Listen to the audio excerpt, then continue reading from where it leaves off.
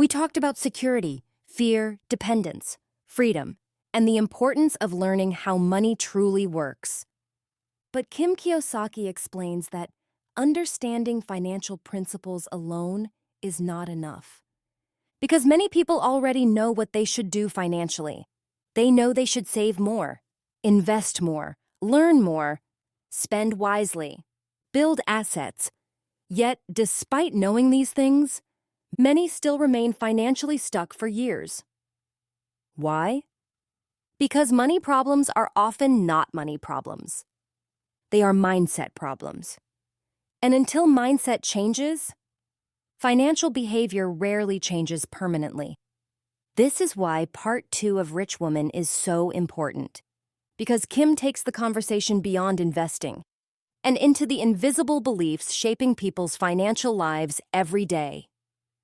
Beliefs formed through childhood, through culture, through relationships, through fear, through comparison, through failure, and sometimes through pain.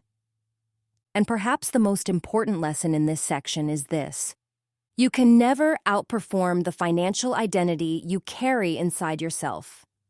If deep down someone believes, "I'm not capable of wealth," they will unconsciously sabotage opportunities.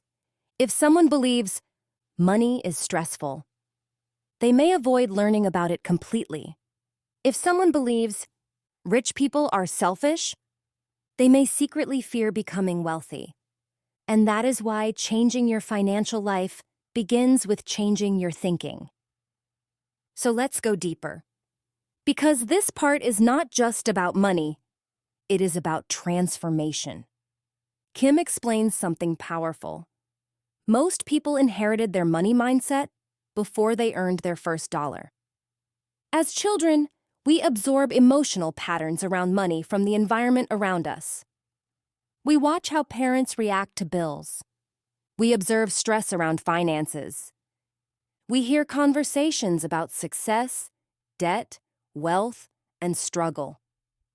And slowly, without realizing it, those experiences become internal programming. Some people grow up hearing, "Money is hard to make. Rich people are greedy. People like us don't become wealthy. Investing is dangerous. Money causes problems. You should just be grateful for what you have." These statements may sound harmless, but repeated over years, they become beliefs, and beliefs shape behavior. Kim explains that many adults are still unconsciously operating from financial beliefs formed when they were children. That means someone may physically be 40 years old, but emotionally still responding to money with the fears of a 10-year-old child. That is why mindset work matters. Because awareness creates freedom. Imagine a little girl sitting quietly at the dinner table. Her parents are discussing bills again. Stress fills the room. Voices become tense. Anxiety becomes normal. Even if nobody directly teaches her about money, she learns something emotionally. Money equals fear. Years later, she becomes successful professionally. But every financial decision still creates anxiety. Investing feels overwhelming. Financial conversations feel intimidating. Risk feels terrifying. Not because she lacks intelligence, but because old emotional programming still exists beneath the surface. Kim explains that this is extremely common. Many people are not reacting to present reality financially. They are reacting to old emotional conditioning. And unless those beliefs are examined, they continue shaping life automatically. Kim encourages readers to ask, what financial story am I repeating unconsciously? Maybe it sounds like, "I'll never have enough. I'm just not good with money. Investing is too risky. I always struggle financially. Wealth is for other people." These statements may feel true, but Kim reminds readers, a belief repeated often enough feels like reality. And changing financial outcomes begins by changing the internal script. But limiting beliefs are not the only thing shaping financial destiny. Kim explains there is another powerful force that keeps people financially small: scarcity thinking. And scarcity thinking quietly controls millions of lives every day. One of the biggest differences between financially struggling people and financially empowered people is how they think about possibility. Scarcity thinking says, there's never enough. Opportunity is limited. If others win, I lose. Money is difficult. I should play small and safe. Abundance thinking says, opportunities can be created. Growth is possible. There is always something new to learn. Wealth can expand. Success is available to anyone willing to grow. Kim explains that scarcity thinking creates fear-based decisions. People stop taking opportunities, stop learning, stop investing, stop growing, because fear convinces them something bad will happen. And over time, that fear becomes a cage. Kim describes how two people can experience the same economic crisis completely differently. One woman sees recession and thinks, everything is collapsing. I need to panic. There are no opportunities. Another woman sees the same recession and thinks, what skills should I develop now? What opportunities exist? What assets are undervalued? How can I position myself for the future? Same economy, same environment, different mindset. And mindset shapes outcomes more than most people realize. Kim explains something fascinating about the mind.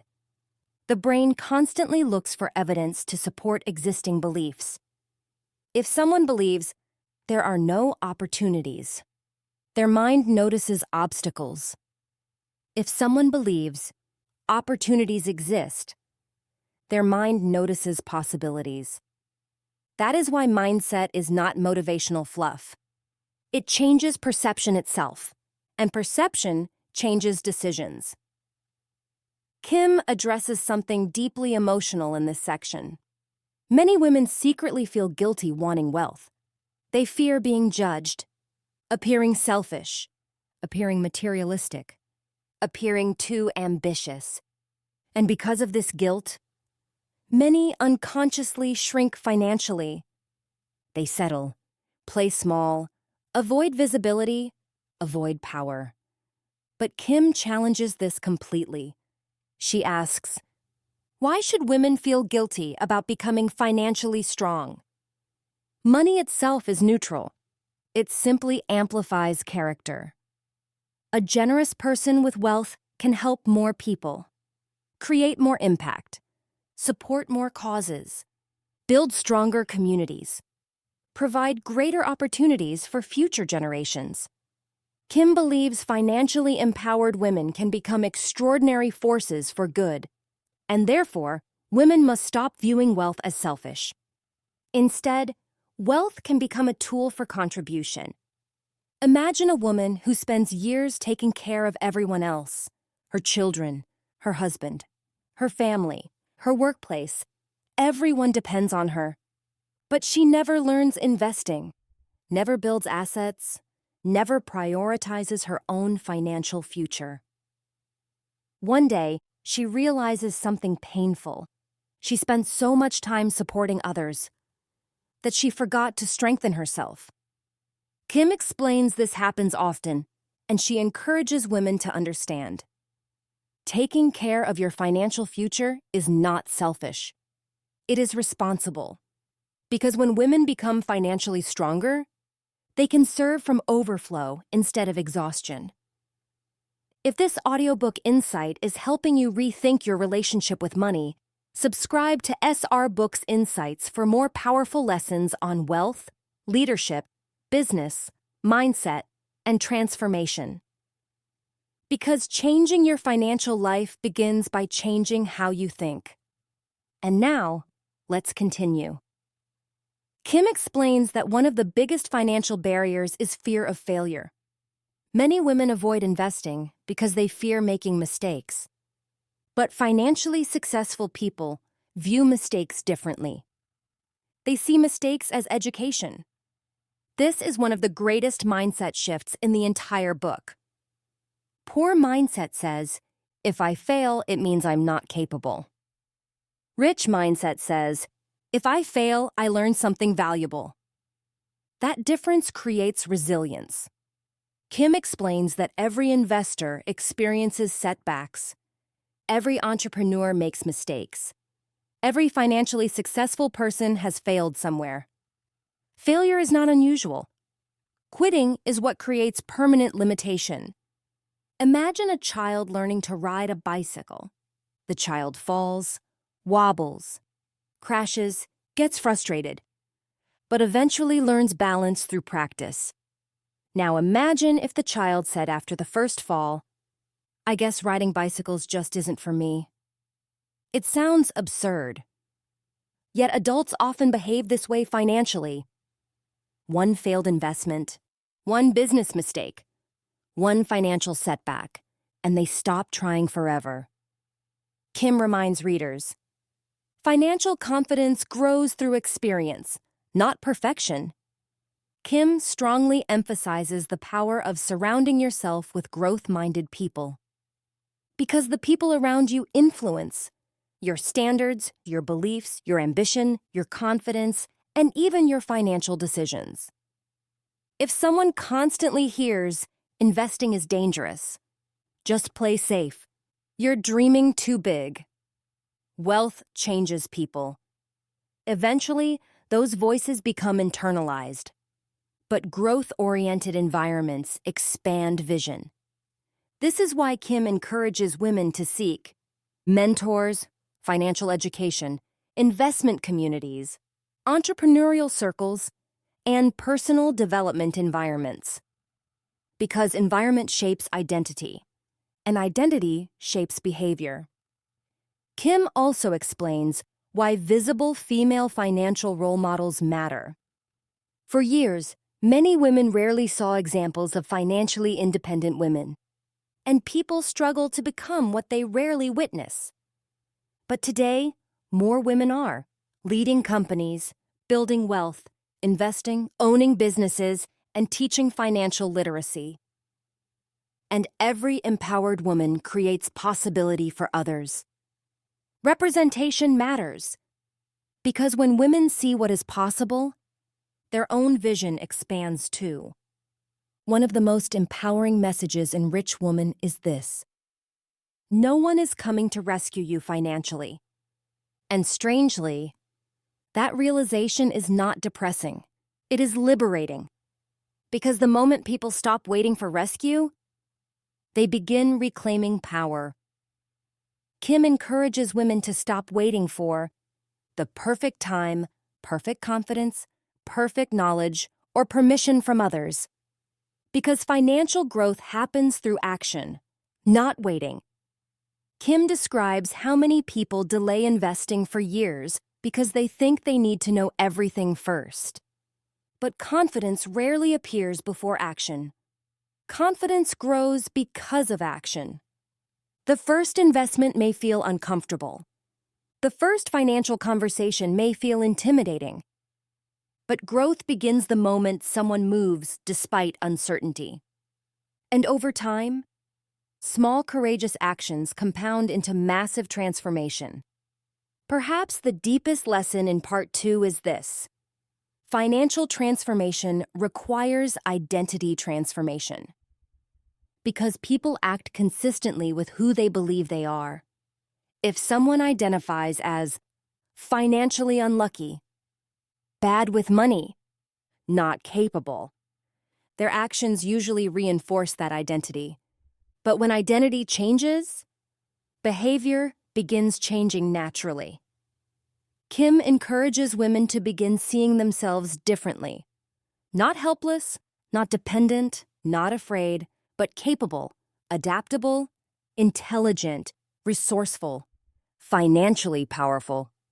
This shift changes everything internally, and eventually, external life begins reflecting that inner transformation. Part 2 of Rich Woman teaches that financial freedom begins long before wealth appears externally. It begins in the mind, in beliefs, in identity, in emotional patterns, in courage, in awareness.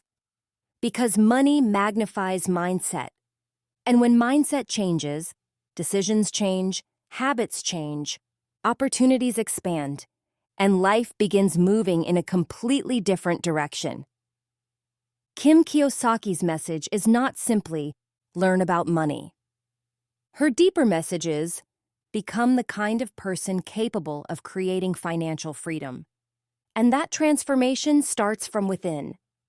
If this audiobook insight inspired you, subscribe to SR Books Insights and share this with someone ready to transform not only their finances, but the way they think about life itself.